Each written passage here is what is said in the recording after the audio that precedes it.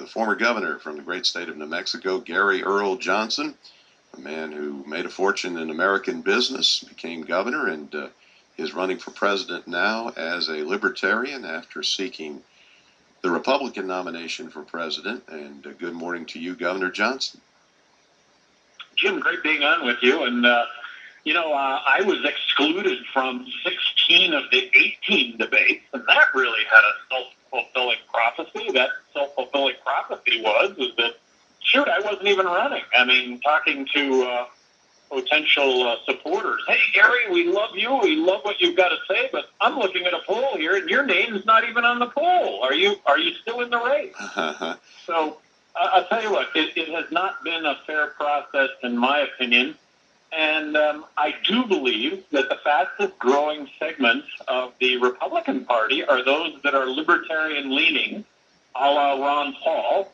I think I'm delivering the same message that Ron Paul is, albeit a bit different. But this is about a message, and so I'm excited about the fact that, and I am vying for the Libertarian nomination.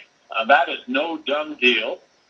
But if I am the Libertarian nominee, I would continue to deliver a message unchanged from the message was delivering as a Republican. But all right, hold on just a second. We're going to try to get Gary Johnson to a little better place, but he was governor of the state of New Mexico from 1995 to 2003, 8 years, and his first foray for office was running as a candidate for governor in his home state. And Gary Johnson is a man who has had vast success in the business world, was a Republican stalwart in New Mexico, but Governor Johnson, it seems that being a Republican in New Mexico may be somewhat different than being a Republican in Louisiana or Alabama or in other places in this country. What's happened to the party where you made your mark as governor and now have moved on to the Libertarian side? What's happened to the GOP in this country? Well, I really believe that the biggest growing segment of the Republican Party are those that are libertarian-leaning. It's always been about the message. I think I'm delivering the same message as Ron Paul, albeit a little bit different. But the biggest growing segment of American politics today are independents and those that are declining to state. I really think that, like I say, I was trying to give a voice to Republicans that are fed up with the fact that Republican is just a big government party right along with Democrats, that both parties have their hand out, that the country's for sale, and that if you're willing to pay for it, you can get your special loophole or compensation. And you know what? This country shouldn't be about that. It should be about a level playing field that all of us can have access to the American dream if we're willing to work hard and innovate.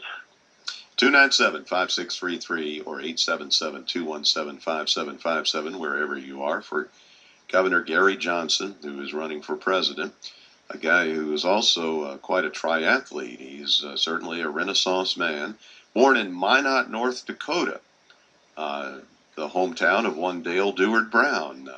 I'm sure if you grew up in Minot, you must know about Dale Brown. I moved from Minot when I was 5 years old, lived in Aberdeen, South Dakota for 8 years prior to moving to Albuquerque when I was 13, and I've lived in New Mexico ever since.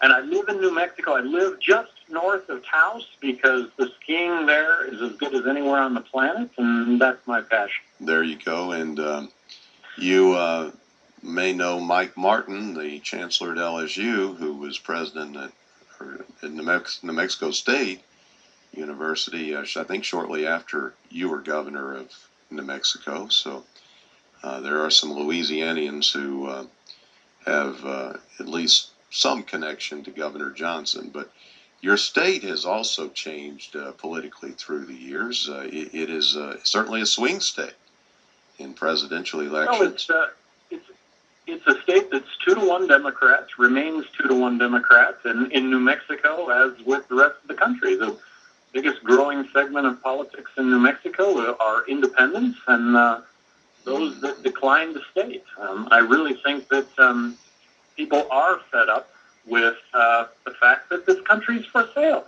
The outrage of Occupy Wall Street. It's unfair. It's not fair. And based on my 2 terms as governor of New Mexico, good government was easy. It wasn't hard.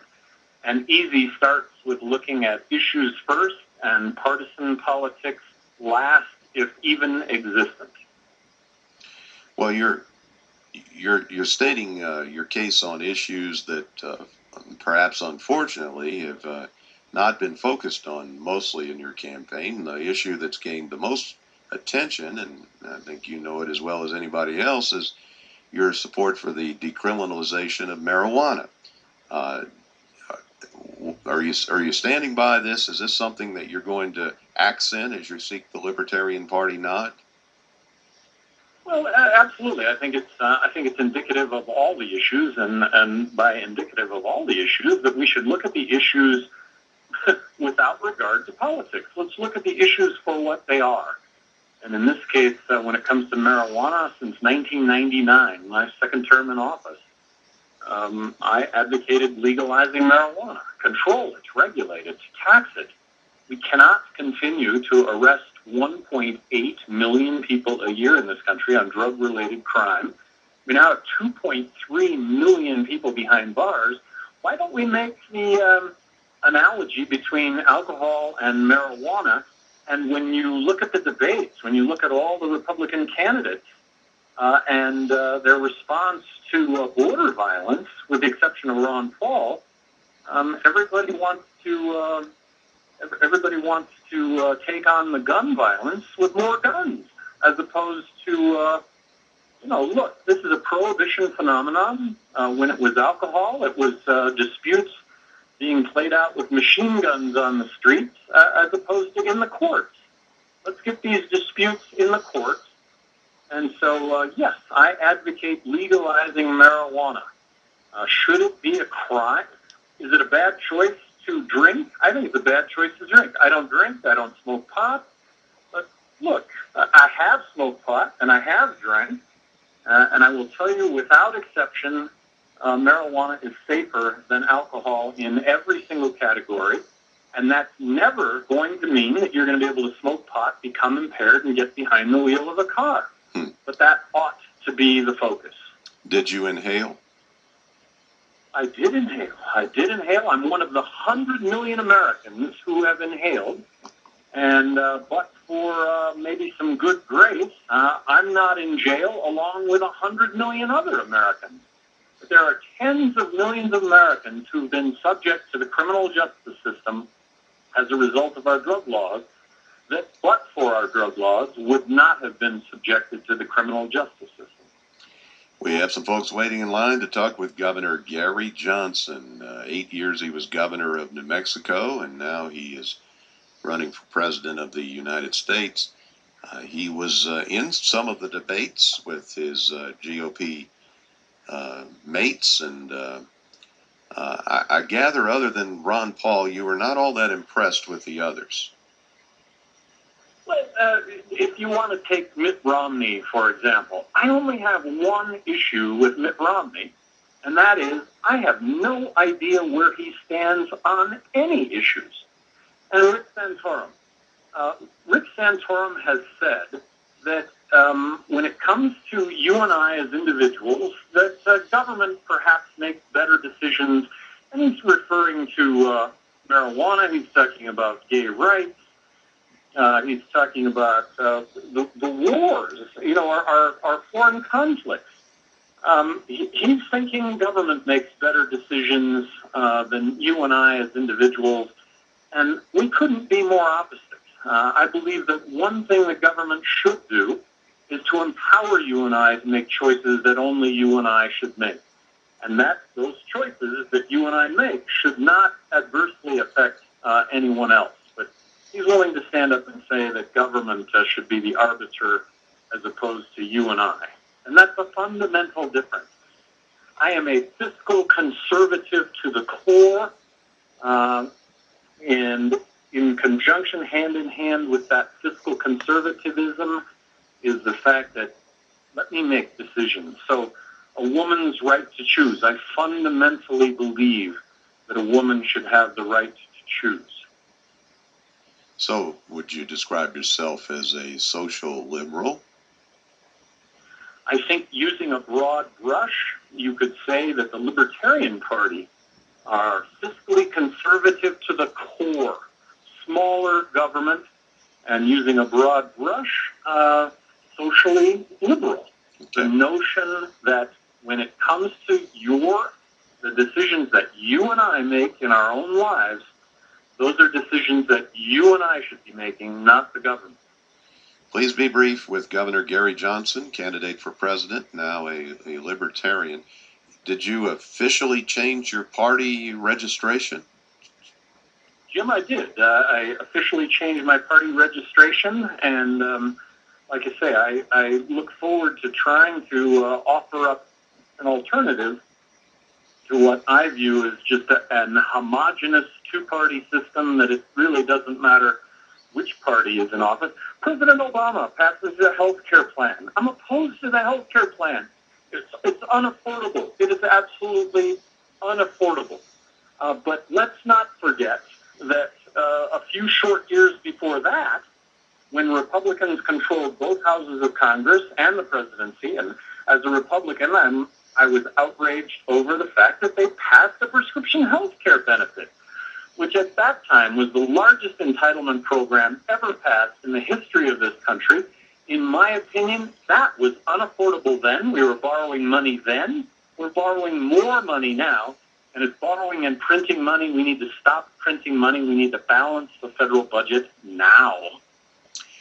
Chad and Baker. Chad, you're on the air with Governor Gary Johnson.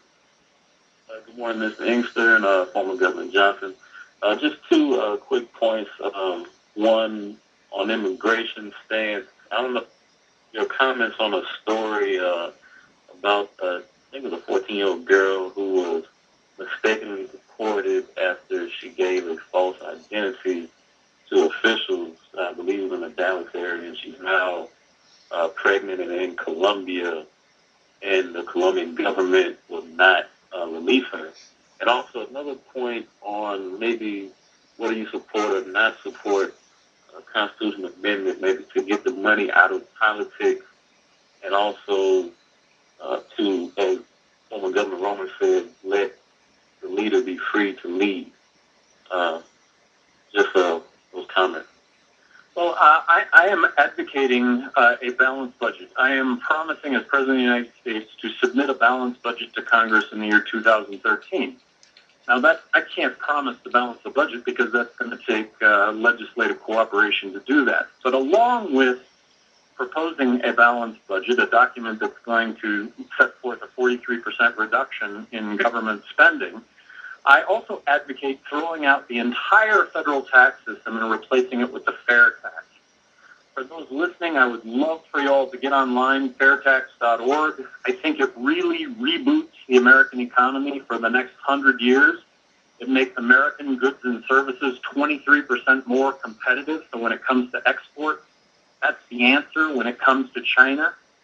Because it does away with the existing federal tax system, income tax, corporate tax, withholding, in a zero corporate tax rate environment, if the private sector does not create tens of millions of jobs, I don't know under what situation the private sector creates tens of millions of jobs.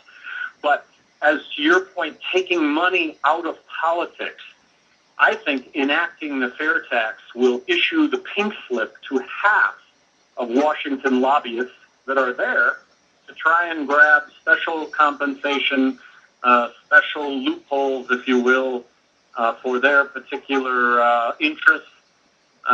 Enact the fair tax, half Washington lobbyists go away. The money leaves the political system in lieu of a tax system that is, as the name implies, it's fair. More money you make, the more fair tax you'll pay, and it won't promote saving. Dan downtown. Dan, you're on the air with Governor Johnson. Yes, Governor, do you think that the unfair playing field will continue as long as the Supreme Court continues to say that big business and its lobbyists, with their access to legislators and executive branch regulators, does not impinge on the access that the average citizen has? Governor Gary Johnson, man who led the great state of New Mexico for 2 terms, 95 to 2003, now running for president. He turned 59 years old on January 1st, and he is on the trail and visiting with us, and we thank him for doing so. And Governor, would you expound upon the question posed by Dan downtown regarding lobbyists? He picked up where Chad and Baker left off, but your thoughts. Well, as I heard Dan, he was talking about campaign finance reform. Maybe I'm wrong on that. Yeah, he mentioned that, definitely. Yeah. And the influence. So I really think when it comes to campaign finance reform that what we need is just transparency, just 100% transparency, something that does not exist right now with these Superpacks, and that if we had 100% transparency, that would go a long way. I say this tongue-in-cheek, and that is that politicians should wear jackets similar to NASCAR drivers with logos commensurate with the size of the donation on the jackets. 297-5633. Eli in Sherwood, you're on the air with Governor Johnson. Good morning, gentlemen. I was just wondering, Governor Johnson, you said that you would propose a 43% cut in spending by the government, and being that there has to be some assumptions since there should be no government help as a libertarian. What about the people who starve or go without heating because of these policies? Are they truly on their own, or do you think people should take the money they save from the tax cut and just spend it directly on the poor? I'll take my answer off there. Well, so this is also an opportunity for libertarians to define themselves a little bit better. I think libertarians really want a balanced budget. Libertarians want smaller government. So a 43% reduction in government spending in the way that I would lay it out is that we still would have Medicaid and Medicare. I oversaw the reform of Medicaid in the state of New Mexico, taking it from a fee-for-service model to a managed care model. I thought we set up much better healthcare networks, and we saved a whole lot of money in New Mexico. At the time, I believed that if the federal government would have block granted the state of New Mexico 43% less money, taken away all the strings and the mandates as to how the money got spent, and allowed me to oversee Medicaid delivery, that I could have done that effectively. I believe that. Same with Medicare, that federal government block grant the states fixed amount of money, 43% less than what we're currently spending, that we could oversee effective delivery of health care to those over 65.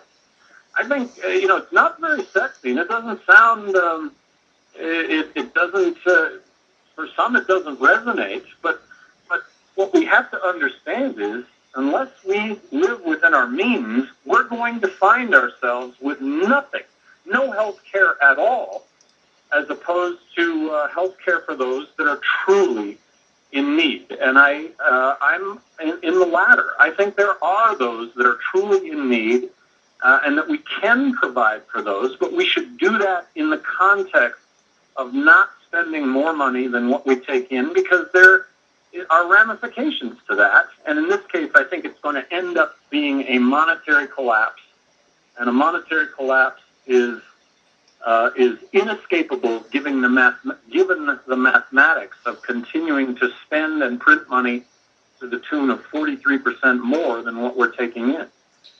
Miriam in Inniswald sends an email saying that systems of nature span human constructs like property lines and state and national boundaries, so the management of the environment also must span boundaries, hence the Clean Air Act, Endangered Species Act, and migratory bird protection laws, the EPA, various fisheries limits. She says, as a libertarian, a small government proponent, how would you manage the environment we all share and upon which we all ultimately depend? Governor Johnson. Well, the EPA does have a role, but in a balanced budget, in a balanced budget situation, the EPA is going to have to do with 43% less than what it's currently spending. I think libertarians would point out that in lieu of government, that legal action can still be taken against polluters. So I'm not suggesting doing away with the EPA. What I'm suggesting is a 43% reduction in the EPA. I'll also say that there are bad actors out there. New Mexico, there were polluters in New Mexico, and but for the Environmental Protection Agency in New Mexico, they'd still be polluting to this day. So government has a role to protect us against those that would do us harm. And I do consider us having harm done to us by companies or individuals that would pollute. Jennifer in La Paz asks, who do you think the Republican nominee will be? Who will win the GOP nomination? Well, I think the GOP nominee is going to be Mitt Romney. And as I said earlier, I only have one issue with Mitt Romney, and that is I have no idea where he stands on anything. And in my opinion, it will end up being more of the same. And that would be elected President Obama's health care plan or prescription health care benefits if Republicans are in, and all of this contributing to what is mathematically going to be a monetary collapse. The fact that so much money is being printed, and the result of that is going to be a dollar that's not going to buy a thing. Well, did you know him when he was governor of Massachusetts? Governor Romney? Hello? Yes. Did you know Governor Romney, Governor Johnson, when he was leading the state of Massachusetts? I did not, but I met him at the Olympics. I thought he did a great job at the Olympics, and I will tell you, I really like Governor Romney. I mean, as an individual, he is very personable. It's just, as I said before, I have no idea where he stands on any issues whatsoever. Well, that is really, I think, the greatest concern for people who are on both sides of the political aisle in assessing him. But nonetheless, as you know, some people will not vote for him because he's a Mormon. Now, that's an unfortunate part of the reality of politics. But what do you think of that? Well, I think it is unfortunate.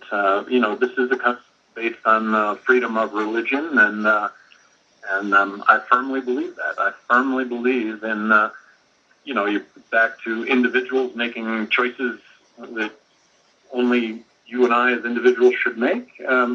His faith is a personal decision that should not play a role in his running for president.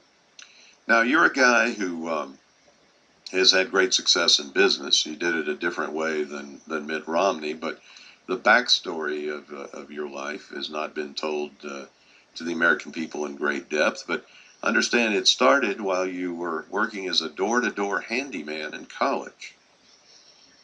Well, I started a one-man handyman business in Albuquerque in 1974, and actually grew that business to employ over 1,000 people in New Mexico, the largest construction employer in the state, and that was over a 20-year period. Jim, I sold that business in 1999. No one lost their job, and the business is doing better than ever. So I've been an entrepreneur my entire life, and I ran for governor of New Mexico with the promise that I was going to run state government like a business. Best product, best service, lowest price, And having done that for 8 years, I will just say it was easy. It wasn't hard. And you've competed in how many triathlons? I have probably competed in at least 100 triathlons. I've competed in the Hawaii Ironman 4 times, which I feel really grateful to have done. And I have had the good fortune to summit Mount Everest, the highest mountain on the planet. I've had the good fortune to stand in that spot. Well, how was that experience, climbing Mount Everest? It was everything that I hoped it would be. Halfway around the planet, Nepal. I thought it was very spiritual, and it was in a place with no running water, no transportation of any kind, no motorized vehicles. This was from Lukla on up to base camp, on up to the summit of Mount Everest. But what I saw was a people in Nepal that had absolutely nothing and were very happy. Seemingly the opposite of us here in this country. We seem to have everything, and I don't know if we're as happy as we should be. Well, you are a guy, you don't smoke, do you? I would think not. Don't drink. I understand Governor Johnson does not even drink coffee. In my life, I've gone years without drinking coffee. Jim, I've had a cup of coffee this morning. Yeah, okay. And we know that once or twice in your life you have inhaled and consumed marijuana. As I've said very publicly, at one point in my life, I smoked marijuana. It was something that I did. I think I'm not alone in that category. I think millions of Americans have done the same. And what it gave me is an insight that, number one, that it's a handicap. Don't smoke pot. But secondly, you know what? That's a decision that you should make. And having smoked marijuana and drank alcohol, neither of which I do today, I will tell you that without exception, marijuana is safer than alcohol in every single category, and yet we continue to criminalize marijuana use. Well, Governor Johnson, we wish you on the campaign trail, and look forward to another visit here and seeing you in the great state of Louisiana. Jim, thank you very much. Great being on with you. Thank you. Take care. Governor Gary Johnson.